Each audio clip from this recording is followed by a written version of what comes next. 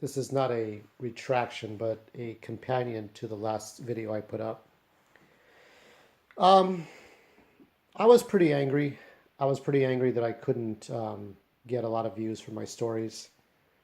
I don't care about other YouTubers getting more views than I do, but I think my overall problem is being taken for granted. Um, so this is about redemption and getting to the Nick and Nora society. But before I do that, I'll I'll review basically that I was going over my personal demons in the last 30 or 40 years. Now, the truth is, in the last 10 years, my second sister, who caused problems between me and my mother, she died of suicide. That's why suicide is not on the table for me. It's sort of like it's in a box and it's just put on a shelf so that I'll look at suicide every 10 years or so. But that's one of the reasons I don't take my own life. At least not today or not tomorrow or next week. But there are no promises made. For my life is very empty without a girlfriend or friends. There's a YouTuber who does MGTOW. I think his name is The Recluse, who said that sex. I'm paraphrasing him, and not his exact words. That sex is a sort of a luxury. That we don't need sex. It's not logical to have sex. I disagree with that. I think a lot of MGTOW want to have sex with a beautiful woman. I think if any MGTOW that says, "Oh, I don't want to have sex with a beautiful woman," we're lying off our ass. We are lying. If we like to jerk off, we like to have sex with a beautiful woman. But the problem is that we're paying too high a price for that, and you know, we don't want to pay a high price. We just want, as Tom Leykis said, we want to bang beautiful women for as little or to no money as possible. This is all my stuff you're looking at here, just random shit. This is how my life is, just random stuff thrown together. And so I left alone. I led a lonely life, but because of the 40 years, because of the first 25 years of my life, as I told you in becoming the N word, um, it was rough for me. It set me back. I had a rumor spread that I was stuffed in a locker in high school freshman year. What a fucking way to start that whole mess. 4 years, 4 years you spend it on on a high school campus, and someone starts a rumor that you're stuffed in a locker. That's not the way to make friends. This is Wolverine. I'll show this one later, but yeah. So it was rough. High school was rough. My father was rough, but he's dead. My cousin Gabriel was hard on me, but he's dead. My cousin is dying of stage 4 cancer. I'm going to go see her in Thanksgiving because it's the humane thing to do. I'm not going for any other reason.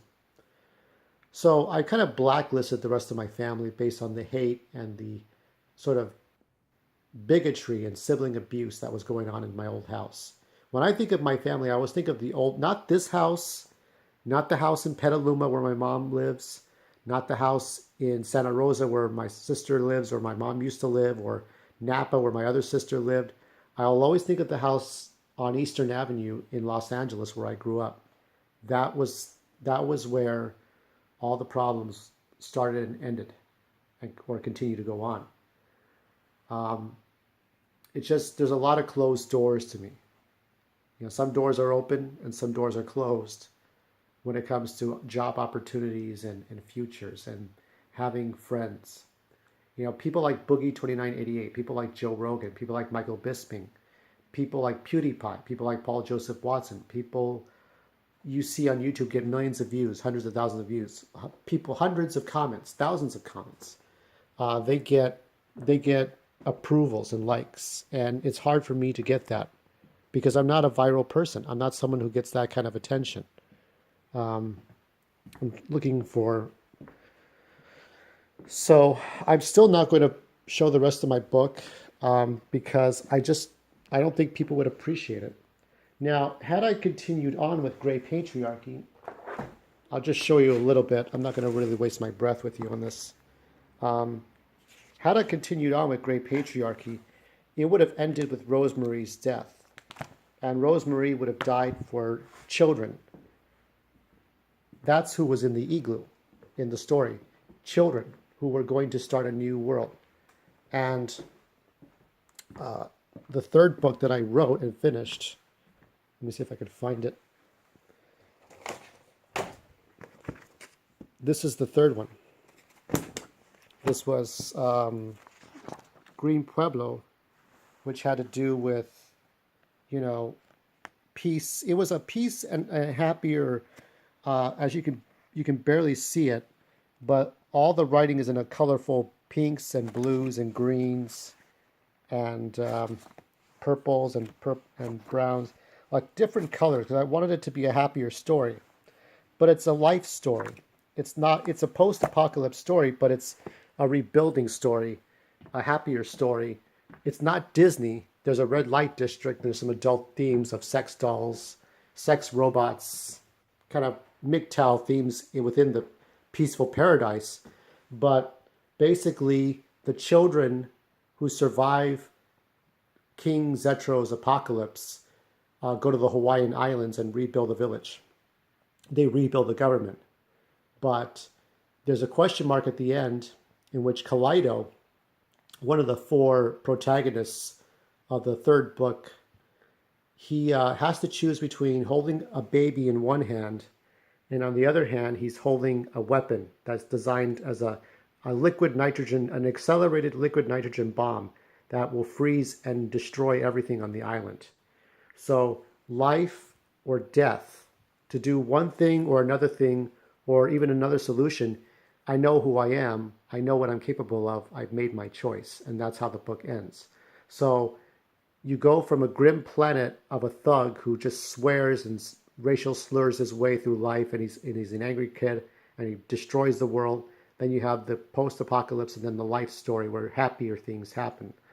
That's how I want my life to be. I wanted, my life, I struggled. I went through my own personal grim planet. I lived through abuse, physical abuse, verbal abuse, mental abuse. And right now, I'm just in a gray world where maybe things will get better and things do not get better.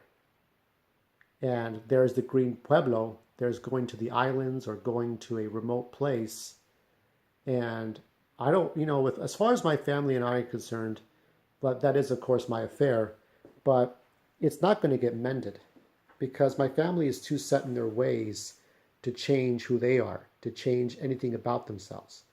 If we say, okay, we're gonna have this new system and we're gonna fix these things and this and this and this, but as soon as we do this new system, then everybody goes back to their shitty ways and then we forget what we were trying to do and then everybody's fighting again. So I know we can't fix things. It's too late. We're too set in our ways. We're too determined to be assholes. So that's why I cannot possibly deal with them anymore. And when I go to that Thanksgiving dinner to see my cousin who is dying, she's in her 50s and she's dying of stage 4 cancer. And she's got to make things right with her son. She's a religious person, but she's divorced again, and she's got I don't know if it's some Methodist Baptist. It's not a Catholic religion, because you can't do that kind of thing. You can't divorce and divorce. You can't really do that. But she has a son, and her son is now living with his father in Connecticut. As Joe Rogan says, what is Connecticut, right? But that's a hard life. And seeing my sister's divorce, seeing my father, hit us and hit me, seeing my uncle hit his wife, my aunt. When I wrote Grim Planet with Jerry the Reaper swearing and yelling and getting upset, that's based on the hardships that I grew up as a kid. That Grim Planet was being alone and being swayed, tempted by bad people, whether they were gangbangers or they were drug dealers or they were just bad people. It's like a Rob Zombie movie, but it's El Rob Zombie. It's in Espanol. They were just in a Rob Zombie movie. Everybody's swearing and everybody's saying "fuck, shit, asshole, motherfucker." Everybody's a complete asshole. Well, that's how my life really has been for the first 25 to 30 years. trying to do volunteering, trying to do all this stuff. And it's this gray patriarchy, just like Rosemary and Gino and Drake and Rye and Gino, and Jorge, I'm sorry. Drake, Rye, Jorge, Gino, and Rosemary, they're fighting, they're freedom fighters in a post-apocalyptic world, fighting to get to a better world. And we're always struggling within ourselves as MGTOW to struggle to get to a better place. We're going our own way, but then we need to work together. And as a rule, men going their own way don't form groups. We don't do parades. We don't do virtue signaling. We don't do marches down the street. We don't do protests. We mind our own business, but I think at times we want to be amongst each other just to at least, have talking heads and see if we can find common ground. And that's not always easy to do. In fact, most of the time it's not. It's almost impossible. But I think we can do that. Now, when I wrote Green Pueblo, this was my third fictional book, it was about getting to that better place. Now, let me get to the Nick and Nora scenario. Nick and Nora Charles were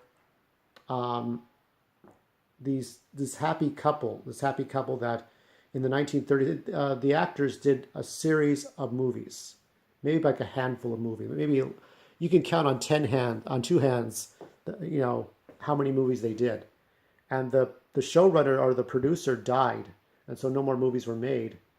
But you had Nick Charles, Nora Charles, and their dog Astor.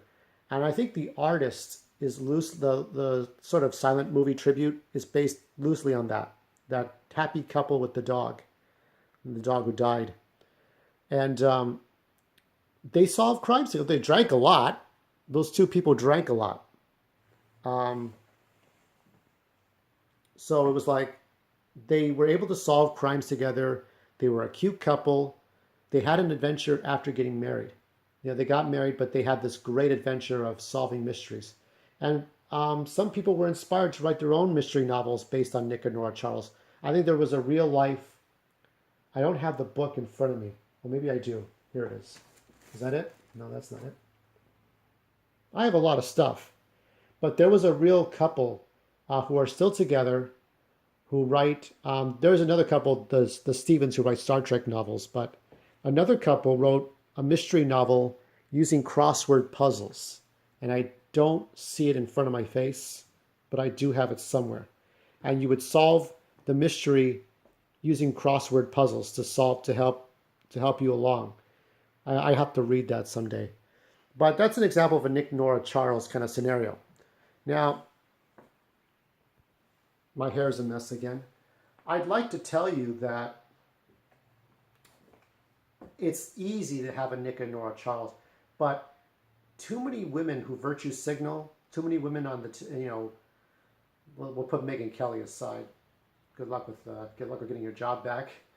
But women on the Today Show or women on morning talk shows, Dr. Phil, all these women, they love this. They love the Nick and Nora society, but they want to force it in. They wanted to do it their way. No, no, no, no, no. There is going to be compromise.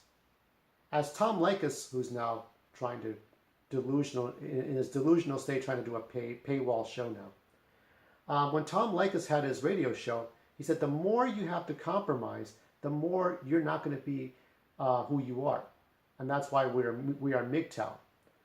But I think we'd be lying if we said that there isn't a little bit we give away. Because if you want to be with somebody really, especially if she's going to look like a Korean model, okay, or somebody really, if she looked like Megyn Kelly at 18 years old, okay, or a hot model, or that one actress who's going to turn 18, the one that plays, the one that played Murph in Interstellar, and now she's going to play the princess in Nutcracker, okay? If you wanted to date a woman like her, you have to give a little bit. Now, unfortunately, we have things like hypergamy. Oh, just have a nice car and a nice job and a nice house, and then I'll be your wife. But that feels so artificial. It doesn't feel natural. We want the pretty girl to fall in love with the things that we are the best at. And I'm the best at telling stories. I'm the best at drawing. let me end this video with showing you one of my recent, this is also some of my 3D art. But we want, I think some of us are willing to a lot of us are willing to sacrifice a little bit to get the pretty girl. But if we have to sell our souls, now this is a pretty girl here, but this is based on my writing. So these two characters, their alter egos show up in Gray Patriarchy. The books are connected to the art, so always, okay? The art, this is not a complete separate thing from the books. But we'll end it looking at this image. It's actually tilted so that you would see it this way, and then I would stack other art like this. But we're going to put it right side. I think a Nick and Nora society could happen, and I think that we can get to a point where we can share our lives with a woman, but to do that, you and her, me and her, would have to sacrifice almost the same amount of things. If I'm sacrificing my soul and my very being and the things I love to do for her, that's not a relationship. If she's sacrificing what she wants to do for me, and there's nothing, and all she wants to do is getting sacrificed, that's not good either. I talked about Gita Tandon and how she left her terrible marriage and took her kids and did what she wanted to do as a stunt woman. I think she always wanted to be a stunt woman, but she didn't realize that because she led a life of abuse, being told what to do, being in an abusive household growing up, being in an abusive marriage. So from a male perspective, I've always led this life of, being the nigger. Do what you're told. You're hated and you're prejudged, and then you're made fun of, and then you're kicked around. That's hard. If I'm going to use the N-word, it's going to be used in the right context to hate somebody based on no reason and to condemn them. To condemn them because you want to feel superior to someone. So you need to feel superior to the person around you. We could call that bullying or hazing. But, niggerizing is the more correct word. Because it's not you do not make fun of someone for what they are. You don't make fun of Peter Dinklage because he's a little person. You don't make fun of Emmett Smith because he's black, or Stephen Furst. That's a Babylon. I've been watching Babylon 5 because he's white or German or Irish. You don't make fun of Margaret Cho or Esther Koo because they're Asian, but you can make fun of what they represent as far as their political stance, as far as the groups they associate with, or what things they like. You can make fun of that, and I think that's fine. That's socially acceptable. That should be. So we have to learn to get along with each other, and we have to learn to love each other. And eventually the Nick and Nora society will happen. We will have that. It's going to take a lot of conditioning. For the one guy, the one person that I talked to, he knows who he is. I shot him an email. We emailed back. He does MGTOW videos. I'm not jealous of other YouTubers. Not really. Even sometimes it seems that way. I don't want to ever be taken for granted, because one day I will die. Whether it is suicide or not, or I get hit by a truck, or somebody comes after me and just shoots, or somebody shoots somebody down the street. Because I live in East LA. There are gangland shootings every now and then. Okay? So there's a 1 in a billion chance I'll get shot by a stray bullet, okay, and die. And what is my work going to mean to anyone? That's my fear. That's what my last video was about from 2 days ago. That's what it was really about. It was about me trying to deal with the society that will not accept me.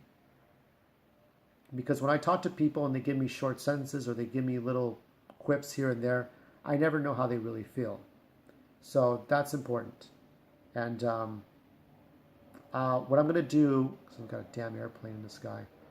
What I'm going to do is I'm going to do Sunday's video on stunt double news. Now, I've got a few news concerning Adam Sandler, his new movie coming out, a stunt double from The Waterboy, and I've got Rodney Pincata for I think it's about watches.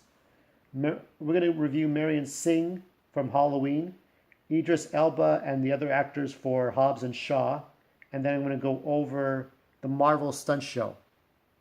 And I think her name is Erica Keck. So I'm going to cover stunt news on Sunday.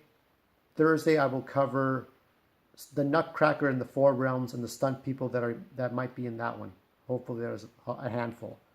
But as far as doing the Great Patriarchy and Green Pueblo, I'm not going to do that unless people ask me. But in case you're wondering, Grim Planet, Great Patriarchy was leading to a happy ending of some sort. We were going to see a world that was built on happiness and getting things right, where it's fair to all races and all religions and all different political perspectives, so that it's all compromised, so that generations Alpha and Beta were creating a Tulip and Zether, and Kaleido and Silabone were going to create a better world than what Jerry the Reaper was trying to do, was destroy the world. So if people ask for it, I'll gladly post it. The books are done, but I was putting it out there for people to see. Whatever you do, whether you're kind or cruel, be true to yourselves, but respect people who deserve it, and don't disrespect people who don't. Respect people's property. This is the thing I remember, I said this before. Respect people's property. Don't steal. Don't kill. Don't bullshit people who don't deserve it. And don't be a cochino. Okay? Don't be a pig. Okay? And if you do that, and if we learn to compromise a little bit, that Nick and Nora society will happen. All right. I'm going to be signing out. I got groceries to get. Have a good weekend.